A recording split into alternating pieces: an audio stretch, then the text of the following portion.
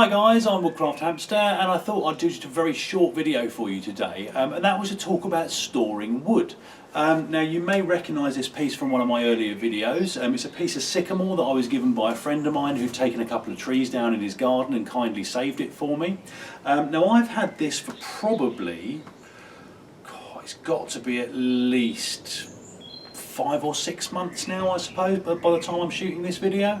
And really what I wanted to say was that if you're anything like me and you don't always have access to get out and collect pieces of wood, or maybe you live in an area where there's not much woodland and kind of, you've managed to speak to a local tree surgeon or something, and you've seen a tree being felled somewhere, and that's also another really good way of getting wood for carving.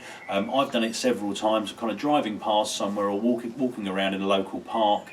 Council tree surgeons there taking the tree down, and if you go up and ask these people, they're generally quite happy to use their chainsaw, chop off a small chunk or whatever it is you want, because all they're going to do generally is chip it and take it away. But once you've got that piece of wood home, a lot of people ask me, how quickly do I need to carve it before it becomes unusable? And the short answer is you can generally keep it for quite a long time. So as I say, this is probably about 6 months old. It's been sitting in my workshop, and what I've done is put it on the floor.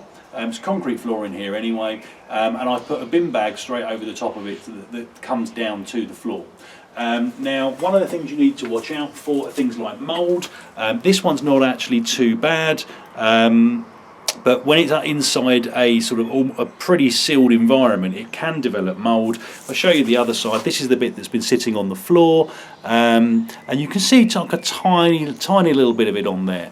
But to be honest, because you're generally not going to be using the very ends of your wood, that's going to be cut away and there'll be fresh wood underneath.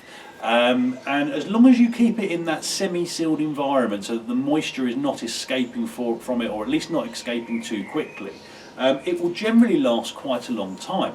To give you a comparison, if I just cut off camera here, this is a piece of birch that I've had for, well, got to be close to about 8 or 9 months now, that I just left sitting in my workshop normally. And I didn't put a plastic bag over it. And as you can see, hopefully, here it is completely dry.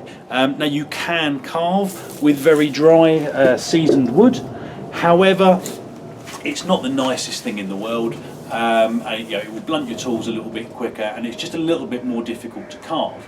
Now I will use that for kind of offcuts and fire lighting and things like that, but it was only because I just left it lying around without putting too much thought into it. But if you've got a nice piece of wood like this, so this is that piece of sycamore, I've got my the other piece of apple wood as well that I've done the same thing with. In fact, I'll grab it and show you. So this is the other piece of apple. There we go. Now that's the top piece. And as you can see on the bottom, there's a lot of wood lice on there. It's not a major problem. They're not going to destroy the wood or anything, and it's a little bit damper on the bottom than it is on the top. But by using that method, because a lot of people ask, how do you keep your blanks from splitting? What do you do with the logs that you pick up? And there's a number of different things you can do. You can paint the ends to try and stop the moisture from escaping. You can seal them completely in a plastic bag, which is something I don't do anymore because that does really sort of exacerbate the mould situation. But what I tend to find is, as long as it's a sort of something of this kind of size, sit it on the floor. You could always put it on top of another piece of wood or 2 pieces, so you've got a little bit of airflow underneath.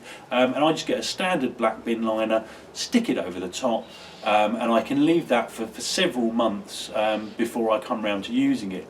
And again, if you're anything like me, I'll go through kind of a spurt where I do quite a lot of carving, and then other things will come up, or I won't have the time to do it. And if I've harvested a fresh piece of green wood, it really seems like a waste not to make use of it and not to try and preserve it as long as possible, so that I at least have a chance to kind of carve it while it's still partially green.